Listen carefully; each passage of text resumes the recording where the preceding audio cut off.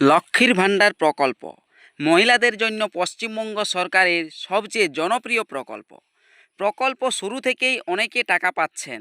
তবে যারা নতুন করে ফেব্রুয়ারি মাসে অর্থাৎ 2 মাস আগে দুয়ারে সরকারে ফর্ম জমা করেছেন লক্ষ্মীর ভাণ্ডারের, তারা কবে টাকা পাবেন, আবেদন অনলাইনে সাবমিট করেছে কি না কীভাবে জানবেন, মোবাইলে একটিও মেসেজ আসেনি তিনি কি করবেন, মোবাইল নাম্বার না আধার নাম্বার দিয়ে কোন নাম্বার দিয়ে লক্ষ্মীর ভাণ্ডারের স্ট্যাটাস চেক করা উচিত, তা এই ভিডিওতে বিস্তারিত জানিয়ে দেখিয়ে দেওয়া হচ্ছে।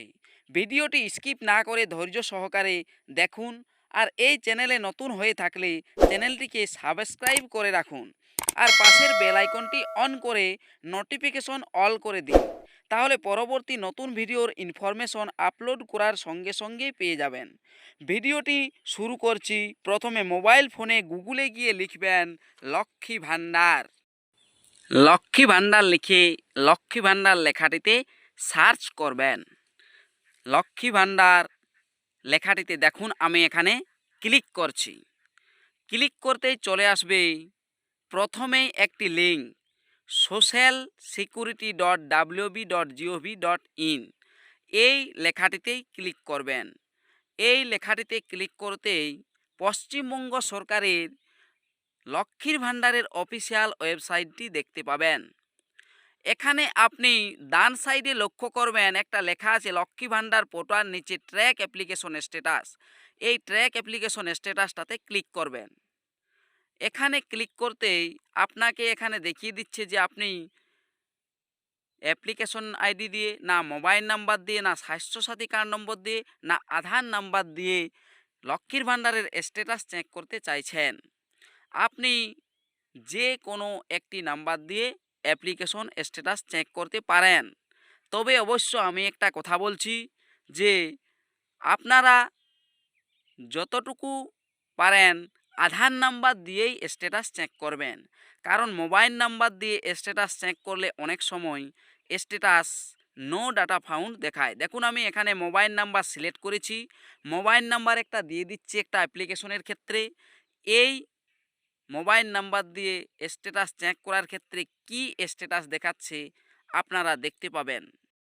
লক্ষ্মীর ভাণ্ডারের যখন অ্যাপ্লিকেশন করেছিলেন তখন এই ব্যক্তি এই ফোন নাম্বারটি দিয়েছিলেন, কিন্তু এই ফোন নাম্বারটি দিয়ে স্ট্যাটাস চেক করে বর্তমানে কি দেখাচ্ছে আপনারা দেখুন। এখানে মোবাইল নাম্বারটা দিয়ে দেওয়ার পর ডান সাইডে ক্যাপচা রয়েছে, এই ক্যাপচাটা দেখে দেখে সুন্দরভাবে দিয়ে দেবেন যাতে সঠিক হয় ক্যাপচাটা। দেখুন এখানে সার্চ করতেই নো ডাটা ফাউন্ড দেখাচ্ছে, অর্থাৎ লক্ষ্মীর ভাণ্ডারের অ্যাপ্লিকেশনটি সাবমিট করা হয়নি লিখছে।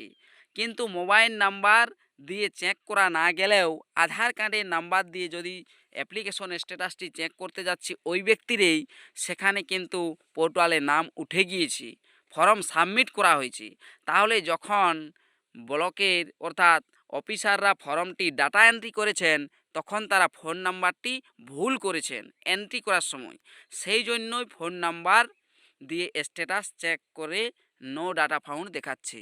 তাই ফোন নাম্বার দিয়ে স্ট্যাটাস চেক করবেন না। দেখুন আধার কার্ড নাম্বার এখানে আছে, সেই আধার কার্ড নাম্বার দিয়ে স্ট্যাটাস চেক করে দেখবেন, তাহলেই আপনার স্ট্যাটাসটা সঠিক দেখতে পাবেন।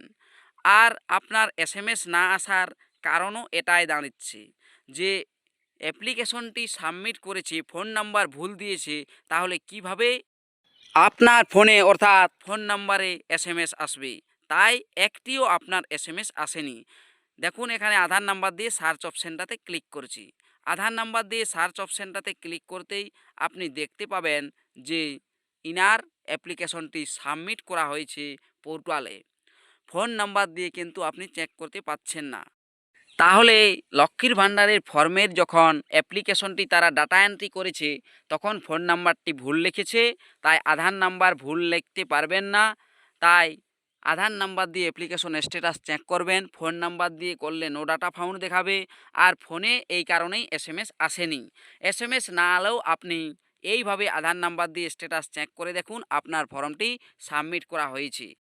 তাহলে এই অ্যাপ্লিকেশনগুলির টাকা কবে পাবেন? এই অ্যাপ্লিকেশনগুলি দেখুন সাবমিট করা হয়েছে ফেব্রুয়ারি মাসে। ফেব্রুয়ারি মাসের 8 তারিখে এই অ্যাপ্লিকেশনটি সাবমিট করা হয়েছে। প্রথমে দেখুন 11টা বেজে 1 মিনিটে 8 তারিখে এই যে অ্যাপ্লিকেশনটা আমি দেখাচ্ছি, অ্যাপ্লিকেশন টেম্পোরারি সেভ করা হয়েছে। তখন একটা SMS গেছে ফোনে যার মোবাইল নাম্বার সঠিক হয়েছে। আর 2/2025 তারিখে 11টা বেজে 10 মিনিটে অ্যাপ্লিকেশনটি ফাইনাল সাবমিট করা হয়েছে। তখন যার মোবাইল নাম্বার সঠিক আর একটি SMS গিয়েছে, দুটো SMS গিয়েছে টোটাল। আর যার মোবাইল নাম্বার সঠিক দেয়নি তার একটিও SMS যায়নি। তবে SMS না পেলেও যখনই ফর্মটি অ্যাপ্রুভ হবে, অ্যাপ্রুভ হওয়ার পর অ্যাকাউন্ট ভেরিফিকেশন হবে, অর্থাৎ আরও দুটো স্টেপ রয়েছে। এই দুটো স্টেপ পূরণ হবে, তারপরে অ্যাকাউন্টের প্রসেসিং হবে, তারপরেই নতুন করে নতুনরা লক্ষ্মীর ভাণ্ডারের টাকা পাবেন, তার আগে কিন্তু নয়। তাই এখন আরও কিছুদিন সময় মানতে হবে লক্ষ্মীর ভাণ্ডারের টাকা পেতে। ভিডিওটি দেখার জন্য ধন্যবাদ।